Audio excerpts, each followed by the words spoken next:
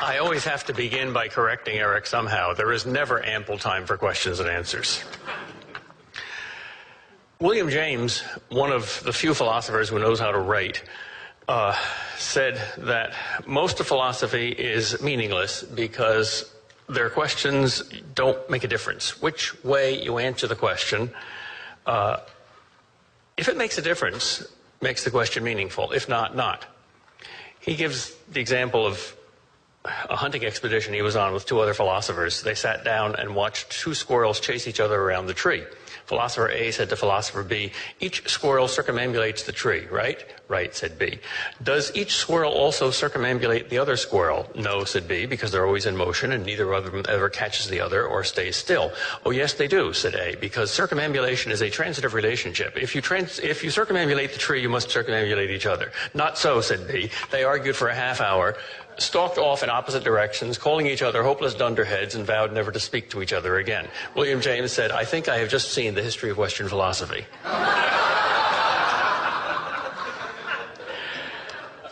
Many questions don't make a difference. For instance, Hegel, that paragon of meaninglessness, said that time is not noumenal but phenomenal. It's not really, really real. It's only apparently real. One philosopher, G.E. Moore, said, "I would like to ask Hegel, does that mean that I didn't really eat my lunch after I ate my breakfast, but only thought I did?" If he says that, he's insane. If that's not what it means, then why does he use such fancy words to say what we already know? I like that kind of simplicity. Socrates had it. And if there's any question that makes a difference and is therefore very meaningful, is the question, is there a God? Here we are on a stage. Did anybody write the play? Or are we ad-libbing our lines? That's obviously a question that makes an enormous difference. Many atheists know that it makes a difference. Sartre says, the atheists of the French Revolution thought that God didn't make a difference. We want to discard this unscientific hypothesis. But meanwhile, we must get on with the business of living, which is to be good to each other and to seek the truth and to have children and to keep the human race going. Why, says Sartre? He prefers Dostoevsky. If there is no God, then everything is permissible, but nothing is meaningful. It makes a difference. Freud, another atheist, knew that the existence of God made a difference. He classified religious faith as a species of insanity, collective insanity, which of course it is if it isn't true. Imagine Jimmy Stewart in that old movie, Harvey. He believes in this 16-foot-high invisible rabbit, Harvey. He's the most important person in his life. He always consults Harvey before he makes a decision. He talks to Harvey. Harvey doesn't exist.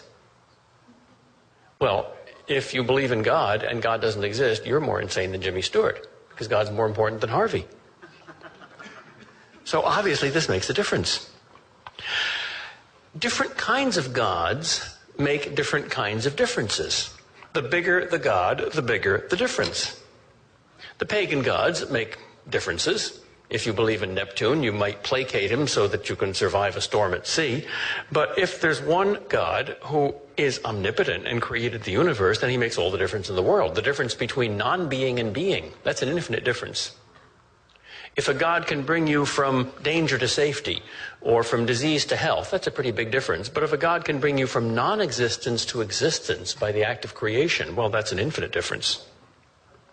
So the most important question is the existence of God, and the most important kind of God is the Judeo-Christian Muslim God who creates the entire universe, who makes an infinite difference. So let's talk about whether such a God exists. Can you prove that God exists? Yes and no. All proofs have limits. To prove that I exist, that's rather more difficult than you might think.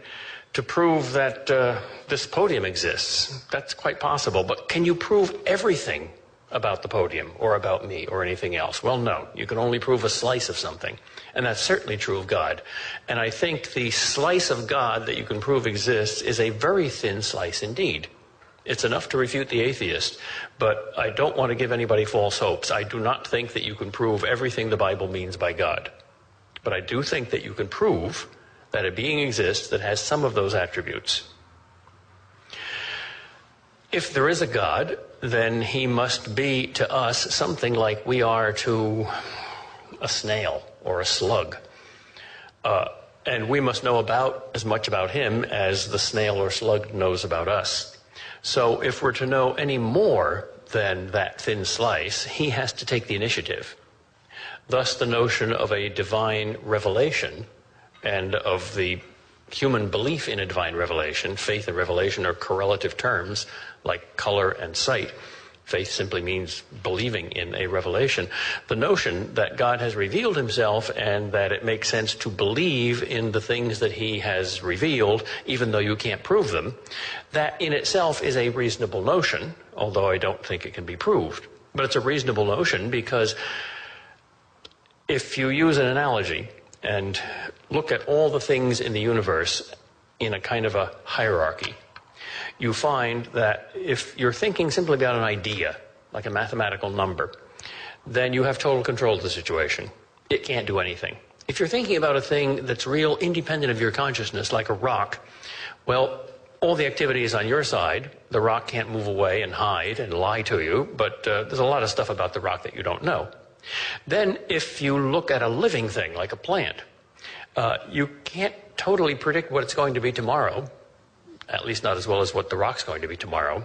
So that's even harder to know. Then when you come up to the animal level, well, you have to win the confidence of an animal before it'll reveal itself to you.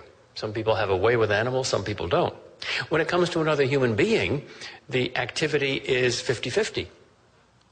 If you want to know somebody, that somebody has to freely choose to reveal themselves to you, and you have to freely choose to be open to them. When it comes to a creature superior to a human being, like an angel, most of the activity has to be on the side of the superior. Finally, when it comes to God, all the activity has to be on God's part. Now, that activity, I think, is twofold. First of all, God creates you and gives you a mind, which is by nature capable of reasoning back to its creator. Even Frankenstein could do that. But then God also supplies needed to know information that the mind in its present state is inadequate to perform. Thus, the notion